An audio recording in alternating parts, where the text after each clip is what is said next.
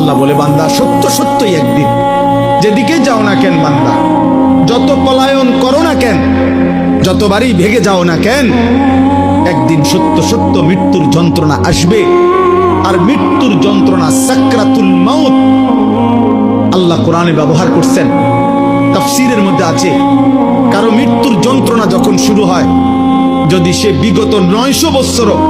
পৃথিবীতে হায়াত পেয়ে থাকে আর 900 বছর আল্লাহর নাফরমানি করে থাকে, কিন্তু 900 বছরে কোনোদিন 1 সেকেন্ডের জন্য কোন রকমের দুঃখ কষ্ট বেদনা, 1 ফোঁটা চোখের পানি পড়ে নাই, একটা সুইয়ের কাঁটার আঘাত লাগে নাই, পুরাপুরি 900 বছর যেই নাফরমান সুখ আর আনন্দ আহ্লাদে এই দুনিয়া কাটাইছে, খুদার কসম তাফসীরে লিখছে, মৃত্যু যন্ত্রণার প্রথম সেকেন্ডে, 1 সেকেন্ডে আজরাইল জান কবজের আগ মুহূর্তে, মৃত্যু যন্ত্রণার প্রথম মুহূর্তেই 900 বছরের সুখ আর আনন্দ নাফরমান ভুলে যাবে।